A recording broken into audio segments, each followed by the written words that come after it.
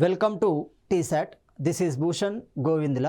ఈరోజు మనం మోడర్న్ తెలంగాణలో భాగంగా మిలిటరీ పరిపాలన మరియు పౌర పరిపాలన.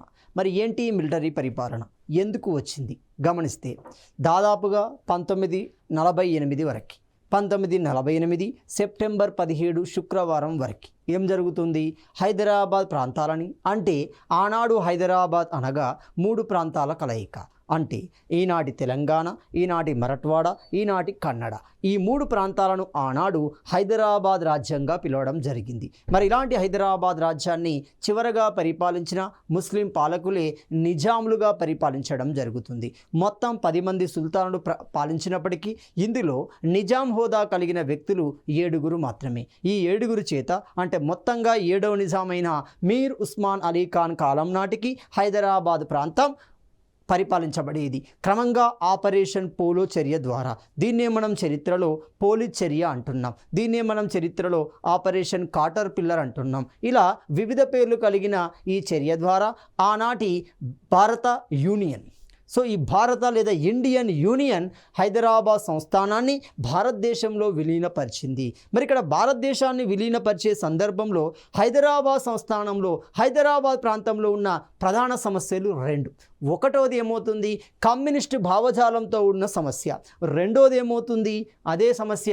రెండోది రజాకార్ సమస్య. మరి వీటికి ఏ విధంగా పరిష్కారాలను సూచించగలిగింది అంటే, ఒకటి మిలిటరీ పరిపాలన రూపంలో, 2 పౌర పరిపాలన రూపంలో పరిష్కారాలు సూచించింది. ఇక్కడ చిన్నగా గమనించండి, మిలిటరీ అనే పదానికి అర్థం ఏంటి అంటున్నాం అంటే, హైదరాబాద్ సంస్థానం భారతీయ యూనియన్లో కలిసిపోయింది. ఏ రూపంలో కలిసిపోయింది అంటే పార్ట్ బి రాష్ట్రంగా కలిసిపోయింది. ఇది చాలా చాలా ఇంపార్టెంట్. పార్ట్ బి రాష్ట్రంగా ఎప్పుడు కలిసిపోయింది? 1948లో కలిసిపోయింది. 1948 సెప్టెంబర్ 17వ తేదీన అది కలిసిపోవడం జరుగుతుంది.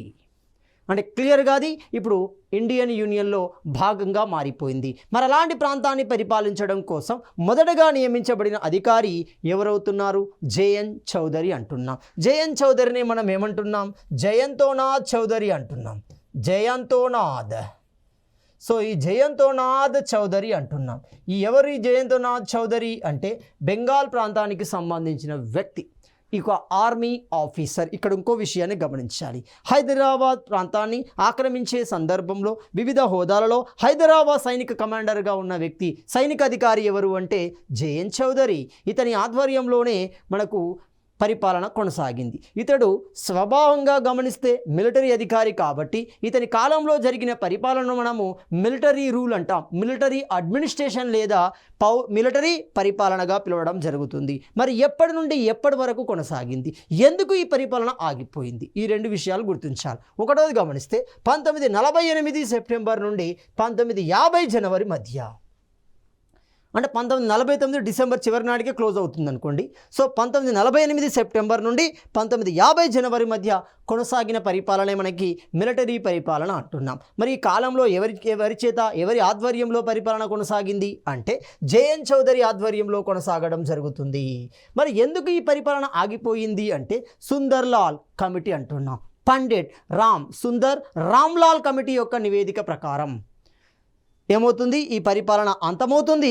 ఆ ప్లేస్లో వచ్చిందే పౌర పరిపాలన అంటున్నాం, సివిలియన్ గవర్నమెంట్ అంటున్నాం. దీనికి అధిపతి ఎవరు? కేఎం వెల్కోడి అంటున్నాం. ఎక్కడ? ఎంకే వెల్లోడి అంటున్నాం. ముల్లర్ కాడింగ్ వెల్లోడి అంటున్నాం. మలయాళ ప్రాంతానికి సంబంధించిన ఎంకే వెల్లోడి ఆధ్వర్యంలో మనకి పౌర పరిపాలన అనేది రావడం జరుగుతుంది. మరి దీన్ని పౌర పరిపాలన అన్నాం, దీన్ని మిలిటరీ పరిపాలన అన్నాం. కారణం ఏంటి అంటే ఈ పరిపాలనా కాలంలో ఉన్న అధికారి మిలిటరీ అధికారి, తద్వారా ఏర్పడిన పరిపాలన మిలిటరీ పరిపాలన అంటున్నాం. పౌర పరిపాలన అంటే సివిలియన్ అధికారి. సివిలియన్ అంటే భారత ప్రభుత్వంలో వివిధ హోదాలలో ఉన్న వ్యక్తి, ఒక ఐసిఎస్ ఆఫీసర్. ఒక ఐసిఎస్ అంటే ఇండియన్ సివిల్ సర్వీసెస్ ఆఫీసర్ ఈ పరిపాలన కొనసాగించాడు కాబట్టి ఆ పరిపాలన మనము సివిలియన్ గవర్నమెంట్ లేదా పౌర పరిపాలన కాలంగా పిలుస్తాం. 1950 జనవరి నుండి 52 వరకు కొనసాగుతుంది. క్లియర్. ఇప్పుడు చూద్దాం మరి మిలిటరీ పరిపాలన ఏ విధంగా కొనసాగింది. ఇక్కడ ఒక విషయాన్ని గమనించాలి. మరి మిలిటరీ అధికారిని నియమించడానికి గల కారణాలు 2 ఉంటాయి.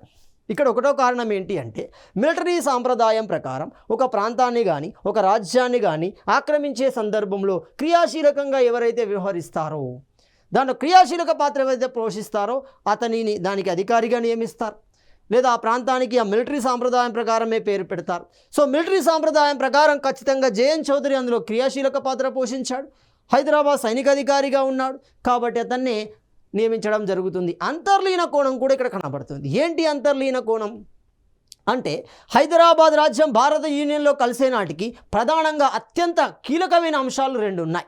ఒకటోది ఏమవుతుంది, కమ్యూనిస్ట్ భావజాలం అంటున్నాం, కమ్యూనిస్ట్ భావజాలము అంటున్నాం. ఎందుకంటే 1946 నుండి 51 మధ్య మనకి తెలంగాణ సాయుధ పోరాటం అనేది జరుగుతుంది, తెలంగాణ ఆర్మడ్ స్ట్రగుల్ అనేది నిర్వహించబడుతుంది. అంటే క్రమంగా వాళ్ళు మొదటగా భూస్వాములకు వ్యతిరేకంగా, క్రమంగా వాళ్ళు నిజాంలకు వ్యతిరేకంగా, క్రమంగా వాళ్ళు కాంగ్రెస్ ప్రభుత్వానికి వ్యతిరేకంగా నిర్ణయాలు తీసుకున్నారు, అనేక ఆందోళనలు చేపట్టడం జరుగుతుంది ఈ తెలంగాణ సాయుధ పోరాటంలో. కాబట్టి దీన్ని మనం కంట్రోల్ చేయాలి, ఒకటో అంశం. రెండోది ఏమంటున్నాం, రజాకార్ వ్యవస్థ అంటున్నాం. సో ఈ రజాకార్ వ్యవస్థ అంటే ఏంటిది, ఫ్రీ వాలంటీర్స్ అంటాం. రజాకార్స్ అంటే ఫ్రీ వాలంటీర్స్ అంటున్నాం, స్వచ్ఛంద సేవకులు అంటున్నాం. సో మరి ఇలాంటి రజాకార్ వ్యవస్థను కూడా కంట్రోల్ చేయాలి. వాళ్ళు పోతూ కాసిం రజ్వీ చివరగా ఉంటున్నాడు, ఎంఐఎం అధ్యక్షుడిగా ఉంటున్నాడు. ఇతని ఆధ్వర్యంలో రజాకార్ వ్యవస్థ పెంచబడింది, ఒక క్రూరమైన వ్యవస్థగా మార్పు చెందడం జరుగుతుంది, ప్రజలను ఇబ్బంది పరిచే వ్యవస్థగా మార్పు చెందడం జరిగింది. మరి ఈ రెండింటిని కంట్రోల్ చేయగలగాలి. కాబట్టి జేఎన్ చౌదరి సమర్థుడని ఆనాటి భారత ప్రభుత్వం భావించింది కాబట్టి ఇతన్ని అధికారిగా నియమించింది. ఇది అంతర్గత కోణం. సరే, ఏది ఏమైనప్పటికీ ఎవరికైనా ఉంటుంది చూడండి.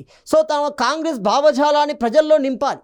మరి కాంగ్రెస్ భావజాలం తెలంగాణ కేంద్రంగా లేదా అంటే ఉంది. మనకి ఎక్కడ కనబడుతుంది, హెచ్ఎస్సి రూపంలోనే కనబడుతుంది చూడండి, హైదరాబాద్ స్టేట్ కాంగ్రెస్ రూపంలోనే కనబడుతుంది. ఒక బూర్గుల రామకృష్ణారావు, ఒక స్వామి రామానంద తీర్థ లాంటి వ్యక్తుల చేత మనకు హెచ్ఎస్సి అనేది హైదరాబాద్ కేంద్రంగా ఏర్పాటు చేయబడింది.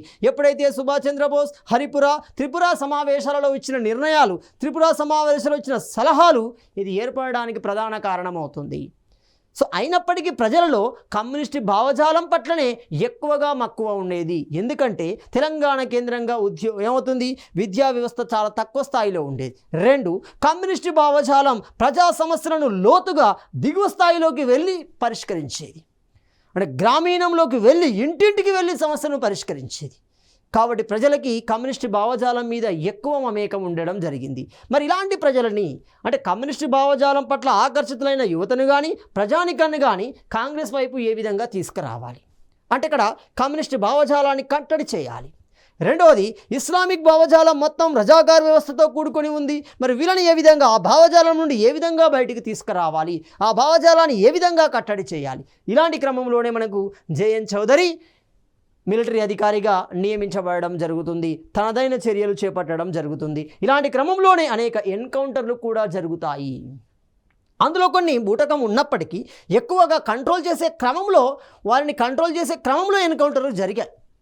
సాధారణంగా వ్యక్తిగత స్వభావరీత్యా జేఎన్ చౌదరి గమనిస్తే ప్రజా సమస్యలను దగ్గర ఉండి చూసినవాడు, ప్రజా సమస్యలను పరిష్కరించడంలో తనదైన విధానాన్ని ఉపయోగించిన వ్యక్తి, ఆ సమస్య దగ్గరికి వెళ్ళే తనకు తాను తెలుసుకొని ఆ సమస్యను పరిష్కరించే స్వభావం కలిగిన వ్యక్తి జేఎన్ చౌదరి. సో ఇవన్నీ మనకు డ్రాబ్యాక్లు కనబడుతున్నాయి. సో మొత్తంగా గమనిస్తే చౌదరి ఎవరు, అతని యొక్క పూర్తి పేరు ఏంటి, జయంతోనాథ్ చౌదరిని మనం ఏమంటున్నాం, జేఎన్ చౌదరి అంటున్నాము. అతడు ఏ ప్రాంతానికి సంబంధించిన వ్యక్తి, తెలంగాణ ప్రాంతమా? కాదు, ఇతడు పశ్చిమ బెంగాల్ ప్రాంతానికి సంబంధించిన వ్యక్తి. ఇతడు వివిధ రకాల హోదాలలో పనిచేశాడు. మరి ఏ హోదాలలో ఎక్కడ పనిచేశాడు గమనిస్తే, 1, పూర్వము బ్రిటిష్కు సంబంధించిన ఆర్మీ సికింద్రాబాద్లోని బైసన్ డివిజన్ ఆర్మీలో పనిచేయడం జరుగుతుంది. ఇది ఫస్ట్ పాయింట్. అతన్ని హైదరాబాద్ మిలిటరీ అధికారిగా నియమించడానికి ప్రముఖ కారణం ఇది.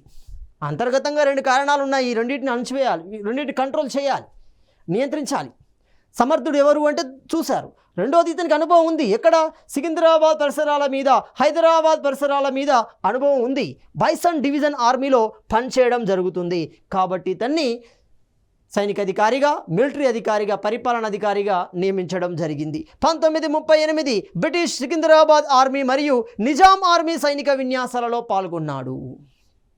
అటు బ్రిటిష్ ఇటు నిజాంకు మధ్య జరిగిన సైనిక విన్యాసాలలో పాల్గొన్న వ్యక్తి ఎవరు అంటున్న మనకు జయన్ చౌదరి అంటున్నాము. ఇతడు రాసిన గ్రంథం మనకి ఇక్కడ ఆపరేషన్ పోలో అంటున్నాము. సో ఈ ఆపరేషన్ పోలో అనేది కూడా ఆపరేషన్ పోలో జరిగిన విధానాన్ని వివరించడం జరుగుతుంది. అనేక గ్రంథాలు, అనేక డాక్యుమెంట్లు కూడా ఈ ఆపరేషన్ పోలో చర్య జరిగిన విధానం గురించి వివరించడం జరుగుతుంది. ఒక ట్రూమన్ డాక్యుమెంటరీని గమనించండి, ఒక ఆపరేషన్ పోలోను గమనించండి. గమనిస్తే మనకి ఆ విషయాలు మనకు తెల్లమవుతున్నాయి. సో మరి మిలిటరీ పరిపాలన కార్యనిర్వాహక మండలి ఏ విధంగా ఏర్పడింది? సో మొత్తంగా జయన్ చౌదరి ఆధ్వర్యంలో ప్రభుత్వానికి సన్నాహాలు ప్రారంభమయ్యాయి. అతడు అధ్యక్షుడిగా ఉంటున్నాడు. అతని ఆధ్వర్యంలో ఎగ్జిక్యూటివ్ కౌన్సిల్ ఏ విధంగా ఏర్పాటు చేయబడింది, ఎంతమందితో ఎగ్జిక్యూటివ్ కౌన్సిల్ అనేది ఏర్పాటు చేయబడింది గమనిస్తే 1+1+1+5 ఇది చాలా చాలా ఇంపార్టెంట్. ఖచ్చితంగా దీన్ని ఈ విధంగానే ఫ్రేమ్ చేస్తాడు చూసుకోండి. అంటే మొత్తంగా 8 మందితో కూడిన కార్యనిర్వాహక మండలి అనేది ఏర్పడుతుంది. మరి అందులో ఎవరెవరు ఉన్నారు? మొదటిలో 1 అంటున్నాం. మొదటి 1 ఎవరు? మిలిటరీ గవర్నర్ అంటున్నాం, హైదరాబాద్ పరిపాలకుడు అనవచ్చు. ఎవరతడు? జయన్ చౌదరి అంటున్నాం, మొదటి 1 అంటున్నాం. రెండో 1 ఎవరు అంటున్నారు? ఇతని తర్వాత ఉన్న స్థానం సివిల్ అడ్మినిస్ట్రేటర్ అంటున్నాం. సివిల్ అడ్మినిస్ట్రేటర్ ఎవరు?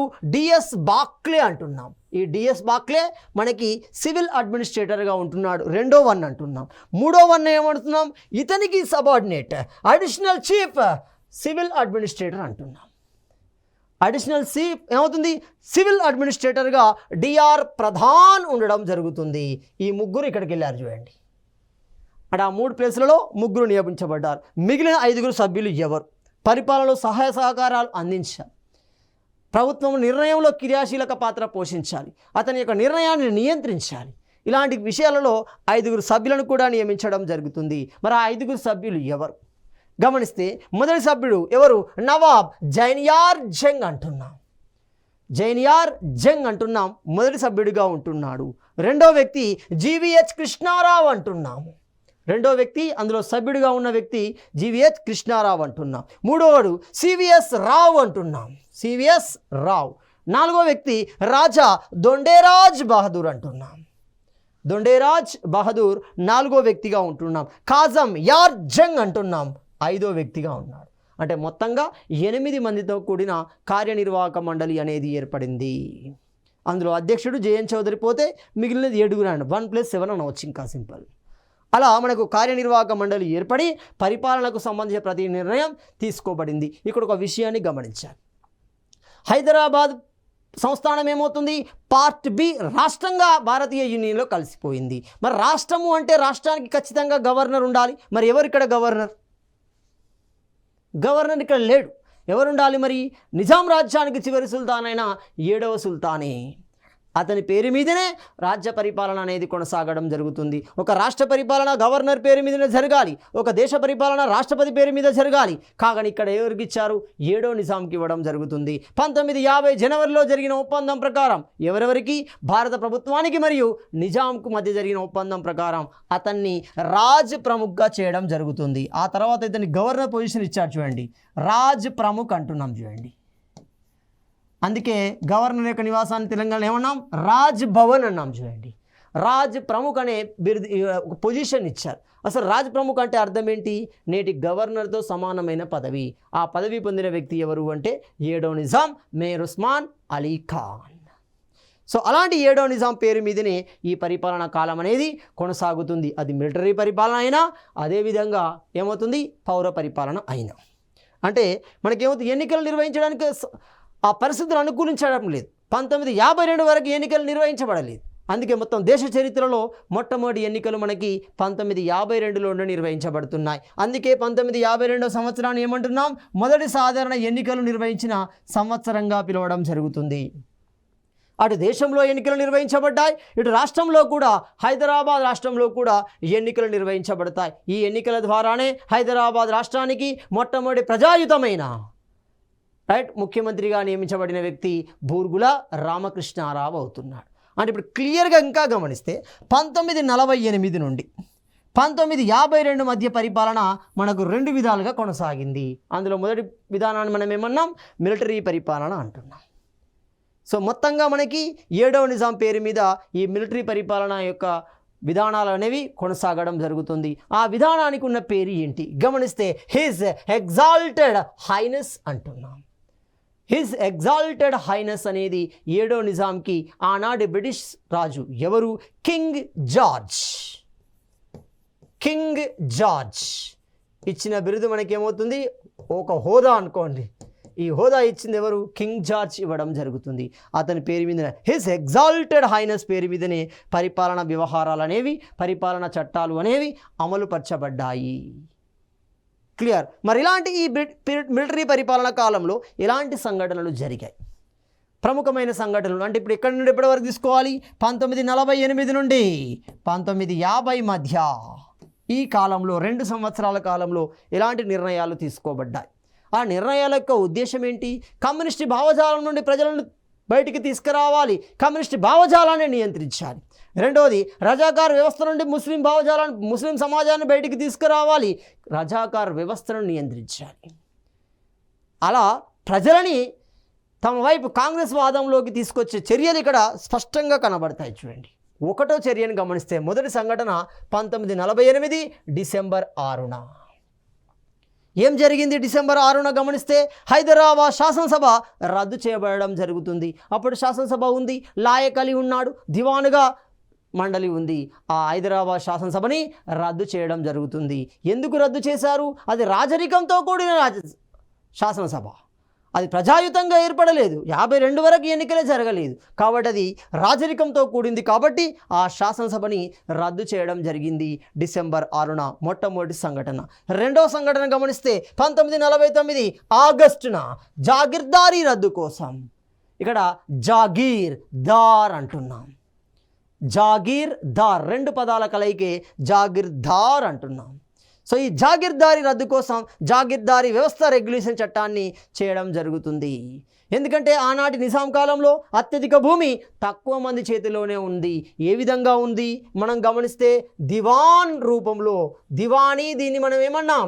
కల్సా అంటున్నాం. చూడండి, కల్సా అంటున్నాం మొదటి రూపం. రెండో రూపాన్ని గమనిస్తే జాగీర్ అంటున్నాం. మూడో రూపాన్ని గమనిస్తే మనకేమవుతుంది? సర్ఫేకాస్ అంటున్నాం. చూడండి, ఇది నిజాం తన సొంత అవసరాల కోసం ఉంచుకున్న భూమిని మనము సర్ఫేకాస్ అంటాం. దాదాపు 10%, 9.8 అనుకోండి, దాదాపు 10% భూమి ఇతని ఆధ్వర్యంలో అతని మెయింటెనెన్స్ కోసం ఉండేది. సో ఇలా భూమి కొంతమంది చేతుల్లోనే ఉండేది. కాబట్టి ఇక్కడ జాగీర్దారీ రద్దు చేస్తే, జాగీర్ రూపంలో ఉన్న భూమిని రద్దు చేస్తే ఏమవుతుంది? ఈ జాగీర్ కూడా వివిధ రూపాలలో ఉంటుంది. సేవకు బదులుగా ఇవ్వబడే జాగీర్ అంటున్నాం. అందులో మష్రూతీ జాగీర్స్ ఉంటాయి. మష్రూతీ జాగీర్స్ అంటున్నాం. మదద్ మాష్ అంటున్నాం. పాయిగా జాగీర్ అంటున్నాం. ఆల్తుమ్ జాగీర్ అంటున్నాం. సో ఇలా మనకి వివిధ రకాల జాగీర్లు ఉన్నాయి. తద్వారా ఏమవుతుంది? ఈ జాగీర్లు రద్దు చేయడం ద్వారా ఆ భూమిని భూమి లేని పేదలకు పంచిపెట్టే అవకాశం దొరుకుతుంది. చూడండి, ఇందులో 2 కోణాలు గమనించండి. 1946 నుండి 51 వరకు తెలంగాణ సాయుధ పోరాటం జరిగింది. దాని యొక్క ప్రధాన సిద్ధాంతాలలో ఒక సిద్ధాంతం ఏంటిది? ప్రధాన నినాదం ఏంటిది? దున్నేవాడికే భూమి ఇవ్వాలి. ఆ భూమి ఎవరికి ఇవ్వాలి? భూమి లేని నిరుపేదలకు ఇవ్వాలి. ఈ విధంగా కూడా వాళ్ళు అదే ప్రయత్నం చేశారు. చూడండి, తద్వారా కమ్యూనిస్ట్ భావజాలాన్ని నియంత్రించే ప్రయత్నం చేశారు. ప్రజలని కాంగ్రెస్ వాదంలోకి తీసుకొచ్చే ప్రయత్నం చేయడం జరుగుతుంది. సో ఏది అయినప్పటికీ అది అవసరమే ఆ కాలానికి. కాబట్టి ఇక్కడ రెండో చర్య జాగీర్దారీ రెగ్యులేషన్ తీసుకురావడం జరుగుతుంది. మూడో చర్యను గమనిస్తే, మూడో సంస్కరణను గమనిస్తే ఇక్కడ భూ సంస్కరణల కోసం వ్యవసాయ కూలీల ఎంక్వైరీ కమిటీని వేయడం జరిగింది. మరి ఎవరు వ్యవసాయ కూలీలు? ఎవరు వ్యవసాయానికి ఓనర్స్? అందుకే ఆ రూపంలో మనకేమొస్తున్నాయి చూడండి. అదేమంటున్నాం? అసామీ షక్మీదార్ అంటున్నాం. షక్మీదార్స్ అంటున్నాం. షక్మీదార్ ఒకటో పదం, అసామీ షక్మీదార్ రెండో పదం. అసామీ షక్మీదార్ అంటున్నాం. ఇక్కడ అసామీ అంటే ఎలాంటి రక్షణలు లేవు, అంతగా రక్షణలు ఉండవు. షక్మీదార్కి ఖచ్చితంగా రక్షణలు ఉంటాయి. అది చట్టం ప్రకారం నిర్దిష్ట కాలం 6 సంవత్సరాలు చేసి ఉండాలి. అతన్ని మనం షక్మీదార్గా గుర్తించడం జరుగుతుంది. సో ఇలాంటి ఈ వ్యవసాయ కూలీల ఎంక్వైరీ కమిటీని వేయడం ద్వారా ఎవరు కూలీలు, ఎవరు దానికి అర్హత కలిగి ఉన్నారు, ఇలాంటి నిర్ణయించడం కోసం వ్యవసాయ ఎంక్వైరీ కూలీల కమిటీని వేయడం జరిగింది. దీని యొక్క ఉద్దేశం ఏంటి? భూమిని సంస్కరించాలి, అంటే భూమి లేని పేదలకి భూమి అనేది అందించాలి. అదేవిధంగా 4వది గమనిస్తే 1949 ఫిబ్రవరి 6, ఇది చాలా చాలా ఇంపార్టెంట్. 1946 ఫిబ్రవరి 6న ఫర్మానా విడుదల చేయడం జరుగుతుంది. ఈ ఫర్మానా ప్రకారం అనేక పరిణామాలు జరుగుతాయి.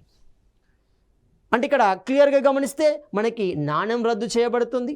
నిజాం ఆధ్వర్యంలో ఉన్న సర్ఫేకాస్ భూమి ఎవరికి? భారతీయ యూనియన్ చేతిలోకి వెళ్తుంది. ఇప్పటికీ ఎప్పటికీ గమనించిన భారతీయ చరిత్రలోనే భారత ప్రభుత్వ భూమి అత్యధికంగా కలిగిన సంస్థానంగా రాష్ట్రంగా మనకు హైదరాబాద్ రాష్ట్రమే కనబడుతుంది. అత్యధిక ప్రభుత్వ భూమి ఇక్కడే ఉంది, బాగా గమనించండి. అదేవిధంగా 1949 ఎందుకు ఎక్కువగా ఉంది అంటే నిజాం ఆధ్వర్యంలో ఉండేది సర్ఫేకాస్ రూపంలో. అంటే మొత్తం ల్యాండ్లో 10% భూమి అంటాం. సపోజ్గా 1,00,000 ఉంటే 10,000 ఎకరాలు ఆయన చేతిలో ఉండాలి. అందుకే మొత్తం భారతదేశంలో అత్యధిక ప్రభుత్వ భూమి కలిగిన రాష్ట్రంగా మనకి హైదరాబాద్ రాష్ట్రమే ఆనాడు ఉండేది. 1949 నవంబర్ 26న భారత రాజ్యాంగం అమల్లోకి రావడం జరిగింది. అంటే మొత్తంగా గమనిస్తే రాజ్యాంగ సభల చేత రాజ్యాంగం అనేది రూపొందించబడుతుంది. మరి ఈ రాజ్యాంగాన్ని రూపొందించడానికి ముసాయిదా కమిటీ అనేది ఏర్పడింది, డ్రాఫ్టింగ్ కమిటీ అంటున్నాం. సో డ్రాఫ్టింగ్ కమిటీకి అధ్యక్షుడిగా బాబు అంటే బిఆర్ అంబేద్కర్ ఉంటున్నాడు. రాజ్యాంగ సభకి అధ్యక్షుడిగా బాబు రాజేంద్ర ప్రసాద్ ఉంటున్నాడు. మొత్తంగా మనకి భారత రాజ్యాంగం అమల్లోకి తీసుకురాబడుతుంది. అలాంటి రాజ్యాంగం ఆమోదించబడిన తేదీ 1949 నవంబర్ 26న. మరి ఆ సందర్భంలో హైదరాబాద్ పాలకుడుగా ఎవరున్నారు? హైదరాబాద్ ప్రాంతానికి ఎవరు పరిపాలకుడుగా ఉన్న వ్యక్తి జేఎన్ చౌదరి. కాబట్టి ఇది కూడా భారతదేశంలోని హైదరాబాద్ కేంద్రంగా కూడా ఆమోదం పొందినట్టే. అదే క్రమంలో 1950 జనవరి 26 నుండి భారత రాజ్యాంగం అమల్లోకి తీసుకురావడం జరుగుతుంది. అదే క్రమంలో 1949 అక్టోబర్లో సుందర్ రామ్లాల్ కమిటీ అనేది వేయబడింది. మరి ఎందుకు వేయబడింది? సో సుందర్ రామ్లాల్ కమిటీ లాంటి సుందర్ రామ్లాల్తో పాటుగా అనేక మంది జర్నలిస్టులు, ప్రముఖ జర్నలిస్టులు ఏం చేశారు? అనేక మెమోరాండాలని నెహ్రూకి ఇవ్వడం జరుగుతుంది. ఏమని ఇచ్చారు? ఈ జేఎన్ చౌదరి కొన్ని నిర్ణయాలు అనుకూలంగా ఉన్నప్పటికీ ఎక్కువ నిర్ణయాలు వ్యతిరేకంగా ఉండడం జరుగుతుంది. అంటే ఉద్దేశపూర్వకంగానే చేస్తున్నాడు. కమ్యూనిస్ట్ భావజాలాన్ని అణచివేసే క్రమంలో అనేక మంది కమ్యూనిస్టులు కానప్పటికీ ఎన్కౌంటర్ పేరుతో, బూటకపు ఎన్కౌంటర్ల పేరుతో చంపివేస్తున్నాడు. ఒకటి, రజాకారులు కానప్పటికీ అనేక మంది ముస్లిం యువకులని చంపివేస్తున్నాడు అనేది ఆరోపణ. అక్కడ గమనిస్తే అలాంటి ఆరోపణ విషయాన్ని ఎవరు? సుందర్ రామ్లాల్తో పాటుగా అనేక మంది హైదరాబాద్కు సంబంధించిన ప్రముఖ జర్నలిస్టులు మెమోరాండాలని ఎవరికి? నెహ్రూకి ఇవ్వడం జరుగుతుంది. ఆ మెమోరాండాలకు స్పందించిన జవహర్లాల్ నెహ్రూ ఒక కమిటీని వేశాడు. ఇందులో వాస్తవికత ఎంత ఉంది? కానీ ప్రభుత్వమే చెప్పింది, అది వాస్తవమే. ప్రభుత్వం చెప్పే క్రమంలో ఇతడు కమ్యూనిస్ట్ భావజాలాన్ని నియంత్రించాలి, రజాకార్ భావజాలాన్ని నియంత్రించాలి అంటే ఆ క్రమంలో కొన్ని తప్పిదాలు జరగవచ్చు. సో మొత్తంగా జరిగింది సుందర్ రామ్లాల్ కమిటీ అనేది ఏర్పాటు చేయబడుతుంది 1949 అక్టోబర్ నెలలో. సో సుందర్ రామ్లాల్ కమిటీ తేలుస్తుంది క్లియర్గా జేఎన్ చౌదరి శిక్షకు అర్హుడే. ఇతడు బూటకపు ఎన్కౌంటర్ ద్వారా అనేక మంది మరణానికి కారణమయ్యారు. దాదాపుగా 20 నుండి 40 వేల మంది ఆపరేషన్ పోలో ద్వారా తర్వాత మరణించినట్టుగా మనకి లెక్కలు చెప్తున్నాయి. అది ఇప్పటి వరకు రిలీజ్ కాలేదు, బాగా గమనించండి. అదేవిధంగా సంస్కరణలు అంటున్నాం. మరి తన కాలంలో వచ్చిన ఫర్మానాల ద్వారా వచ్చిన సంస్కరణ, ఇలాంటి సంస్కరణ అతను ఇంప్లిమెంట్ చేశాడు. అంటే ప్రజలకి ప్రజా పరిపాలన అందించే క్రమంలో తన యొక్క పాత్ర ఏంటి? ఎవరి యొక్క పాత్ర? జేఎన్ చౌదరి యొక్క పాత్ర. గమనిస్తే 1949 ఫిబ్రవరి 6న ఫర్మానాను విడుదల చేశాడు అన్నాం. సో మరి ఈ ఫర్మానా ద్వారా ఎలాంటి నిర్ణయాలు తీసుకున్నాడు? ఒకటి, సర్ఫేకాస్. ఏంటి సర్ఫేకాస్? నిజాం యొక్క స్వంత ఆస్తిగా భావించబడుతుంది. అతని కుటుంబ వ్యవహారాలకి, పరిపాలన వ్యవహారాలకి, అతని యొక్క వ్యవహారాలకి వినియోగించబడిన భూమి మనకు సర్ఫేకాస్ అంటాం. అదేవిధంగా హోలీ సిక్కా అంటున్నాం. మరి ఏంటి హోలీ సిక్కా? ఇక్కడ హోలీ అంటే ఏమవుతుంది? పవిత్రమైనది అని అర్థం. హోలీ అంటే పవిత్రమైన, సిక్కా అంటే నాణెము అవుతుంది. సిక్కా అంటే ఏమవుతుంది? నాణెం అవుతుంది. సో మరి ఇలాంటి హోలీ సిక్కాను ఎవరు ప్రవేశపెట్టారు, ఏ సందర్భంలో ప్రవేశపెట్టారు గమనిస్తే 1857 తిరుగుబాటుని మనం చరిత్రలో సైనికుల తిరుగుబాటు అంటున్నాం, పితూరి తిరుగుబాటు అంటున్నాం. ఈ సందర్భంలో బ్రిటిష్ వారికి సహకరించడం ద్వారా బ్రిటిష్ వారి యొక్క మద్దతుతో ఆనాటి సాలార్ జంగ్ 1 అంటాం చూడండి, ఇతనే మనము మీర్ తురాబ్ అలీ ఖాన్ అంటాం చూడండి. ఈ మీర్ తురాబ్ అలీ ఖాన్ లేదా సాలార్ జంగ్ 1 ఏం చేశాడు, ఈ హోలీ సిక్కా నాణాన్ని ప్రవేశపెట్టడం జరుగుతుంది. మరి నిజాం రాజ్యంలో ఎలాంటి నాణాలు ఎలాంటి సిక్కాలు అమల్లో ఉన్నాయి గమనిస్తే, ఒకటి హోలీ సిక్కా అంటున్నాం, రెండోది ఉస్మాన్ సిక్కా అంటున్నాం. ఉస్మాన్ సిక్కా కూడా ఇందులో మనకు అమల్లో ఉండడం జరుగుతుంది. మరి అలాంటి హోలీ సిక్కా నాణాన్ని రద్దు చేశారు. ఎందుకు రద్దు చేశారు? హోలీ సిక్కా అనేది రాజరిక పోకడను చూపిస్తుంది కాబట్టి ఇక్కడ ఏం జరిగింది, రాజరికం పోయింది. ఇక రాజరికం ప్లేస్లోకి ప్రజాయుత పరిపాలన రావడానికి మార్గాలు అనేవి సుగమమవుతున్నాయి కాబట్టి దానికి సింబాలిక్గా ఈ రాజరిక పోకడలని తీసివేయడం జరుగుతుంది. నిజాంకు నష్టపరిహారంగా 3 కోట్లు చెల్లించారు సర్ఫే కాస్ట్ వల్ల. హైదరాబాద్ ప్రభుత్వ కార్యాలయాలకు సెలవు ప్రకటించారు. ఎక్కడి నుండి ఎప్పటికీ? ఆ శుక్రవారం నుండి ఆదివారానికి. శుక్రవారం అనేది ఇస్లామిక్ సాంప్రదాయానికి సంబంధించిన దినం కాబట్టి దాన్ని ఏం చేశారు, సండేకు మార్చాడు. ఎవరు? జేఎన్ చౌదరి. అదేవిధంగా ఫసలీ తారీఖులో మార్పు రావడం జరిగింది. ఫసలీస్ అనేవి ఇస్లామిక్ పరిభాషలో నెలలు అంటున్నాం చూడండి. ఆ ఫసలీ తారీఖులో కూడా మార్పు తీసుకురావడం జరుగుతుంది. అదేవిధంగా విద్య పురావస్తు రంగాలకు నిధులు కేటాయించాడు. ఎవరు? జేఎన్ చౌదరి. అజంతా, ఎల్లోరా, బీదర్ కోట వంటి పురాణ కట్టడాలకి మరమ్మతులు చేయించాడు. వాటిని బాగు చేసే ప్రయత్నం చేయడం జరిగింది. పరిపాలన నుండి ఉర్దూను తొలగించాడు. ప్రాంతీయ మరియు ఇంగ్లీష్ భాషను అమల్లోకి తెచ్చాడు. ఇది పాజిటివ్ ఉంది, నెగిటివ్ కూడా ఉంటుంది చూడండి. ఎందుకంటే అప్పుడు పూర్తిగా ఆ రెవెన్యూ డాక్యుమెంట్లు కానీ పరిపాలనకు సంబంధించిన అంశం మొత్తం ఉర్దూలోనే ఉంది. ఒకేసారిగా ఉర్దూ నుండి బయటికి రావడం వల్ల ఆ తర్జుమా క్రమంలో అనేక లోపాలు జరిగాయి. అందుకే చూడండి, ప్రాంతీయ మరియు ఇంగ్లీష్ భాషను అమల్లోకి తెచ్చారు. ప్రాంతీయ భాషల్లో పట్టు లేని వాళ్ళు, ఇంగ్లీష్ భాషలో అసలే పట్టు లేదు మనకి. కాబట్టి ఈ విషయాన్ని ఉపయోగించుకొని అనేక మంది మద్రాస్ ప్రాంతంలోని, అంటే ఆనాటి ఆంధ్ర ప్రాంతంలో, నేటి ఆంధ్ర ఆనాడు మద్రాసులో కొంత భాగంగా ఉండేది, వాళ్ళు కూడా ఇక్కడికి వచ్చే ప్రయత్నం చేయడం జరుగుతుంది. అటు ఉత్తర భారతానికి సంబంధించి, ఇటు మద్రాస్ ప్రాంతానికి సంబంధించి, మద్రాసులోని ఆంధ్ర ప్రాంతానికి సంబంధించిన వ్యక్తులు ఈ ఇంగ్లీష్ భాషను ఉపయోగించి వచ్చారు. ఇంగ్లీష్ భాష వీళ్ళకి రాదు, తెలంగాణ ప్రాంతం ప్రజలకు రాదు కాబట్టి ఇక్కడ వస్తే ఉర్దూనే తీసేశాడు చూడండి. అంటే క్లియర్గా గమనిస్తే రాజరిక పోకడలు, రాజరికాన్ని అద్దం పట్టే అంశాలను తొలగించే ప్రయత్నం చేయడం జరిగింది. పండిట్ సుందర్ రామ్లాల్ కమిటీ అంటున్నాం. 1949 అక్టోబర్లో ఏర్పాటు చేయబడింది. ఎవరి మీద? చౌదరి అక్రమాల మీద వేయడం జరుగుతుంది. దీని యొక్క నివేదికను గమనిస్తే 1949 డిసెంబర్ 21న ఇవ్వడం జరిగింది. సో మరి ఇందులో సభ్యులు ఎవరున్నారు? ఫాజీ అబ్దుల్ గఫార్, మౌలానా అబ్దుల్లా మిస్త్రీ ఉండడం జరిగింది. మరి ఈ కమిటీకి కార్యదర్శులుగా ఎవరున్నారు? ఫారూక్ సియర్, అంబుల్కర్ ఉండడం జరుగుతుంది. సో ఈ కమిటీ నివేదిక ప్రకారం ఆపరేషన్ పేరుతో ఏమవుతుంది, ఆపరేషన్ పేరుతో ఏం చేశారు? ఆపరేషన్ పోలో తర్వాత దాదాపుగా 27,000 నుండి 40,000 మంది మరణించారన్నారు. ఇందులో 18,000 మంది రజాకారులు ఉస్మానాబాద్, గుల్బర్గా, బీదర్, నాందేడ్ ప్రాంతాలలో చంపబడ్డారు. ఇది ఎవరికి? కాసిం రజ్వీ యొక్క బలమున్న ప్రాంతం అవుతుంది. ఈ నివేదిక ప్రకారం చౌదరి 1949 డిసెంబర్ 31న తొలగించబడ్డాడు. ఈ నివేదికను మన్మోహన్ సింగ్ ప్రభుత్వం ప్రధానిగా ఉన్న కాలంలో, యూపీఏ ప్రభుత్వం అంటాం చూడండి, 2007లో బహిర్గతం చేయడం జరిగింది. సో ఇలాంటి క్రమంలో వచ్చిన ప్రభుత్వమే పౌర ప్రభుత్వము అంటున్నాం. ఇక్కడ కూడా 1+7 అంటున్నాం. ముల్లర్ కార్డింగ్ మీనన్ వెల్లోడి అంటాం. ఇతన్ని సింపుల్గా ఎంకే వెల్లోడి అంటున్నాం. ఇతని పరిపాలన కాబట్టి ఇతని పౌర ప్రభుత్వం లేదా సివిలియన్ గవర్నమెంట్ అంటున్నాం. మరి ఇలాంటి సివిలియన్ గవర్నమెంట్ ఎప్పటి నుండి కొనసాగింది, ఎప్పటి వరకు కొనసాగింది గమనిస్తే 1950 జనవరి నుండి 1952 జనవరి వరకు కొనసాగడం జరుగుతుంది. ఇందులో సభ్యులు ఎంతమంది అన్నాం? 7 అంటున్నాం. ఆ సభ్యులు ఎవరు? ఇక్కడ క్వశ్చన్ పికప్ చేయవచ్చు. గమనిస్తే ఇక్కడ ఎం శేషాద్రి అంటున్నాం, సివిఎస్ రావు అంటున్నాం, బూర్గుల రామకృష్ణారావు అంటున్నాం, జైనియార్ జంగ్ అంటున్నాం, ఫూల్చంద్ ప్రేమ్చంద్ గాంధీ అంటున్నాం, వినాయకరావు కోరాట్కర్ అంటున్నాం, విబి రాజు అంటున్నాం.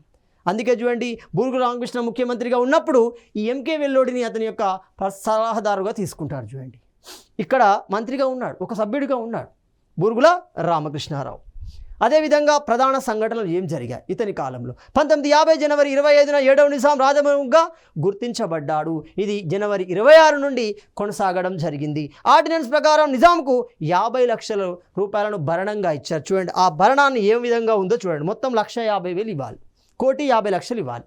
అందులో 25 లక్షలు ప్యాలెస్ మరియు భవనాల నిర్వహణకి, 25 లక్షలు కుటుంబ పోషణకి, 25 లక్షలు సిబ్బంది మరియు ఇతర ఖర్చులకి, 25 లక్షలు కుటుంబ పోషణకి, 25 లక్షలు సర్ఫేకాస్పై వచ్చిన ఆదాయానికి బదులుగా ఇస్తున్నారు. మొత్తంగా గమనిస్తే మనకి 1,50,00,000 ఇవ్వడం జరుగుతుంది.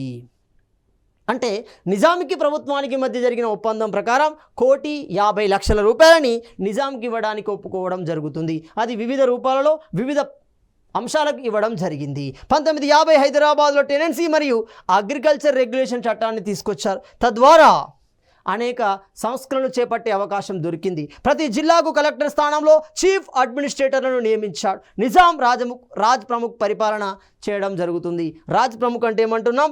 గవర్నర్ అంటున్నాం. సో ఇలా పరిపాలన కాలం ఎవరి కాలంలో? మనకి ఎంకే వెల్లోడి కాలంలో కొనసాగడం జరిగింది. ఇది 1948 నుండి 52 మధ్య కొనసాగిన పరిపాలనని మనము మిలిటరీ పరిపాలన మరియు పౌర పరిపాలన అంటున్నాము. తదుపరి అంశాన్ని మనము తదుపరి వీడియోలో చర్చించుకుందాం.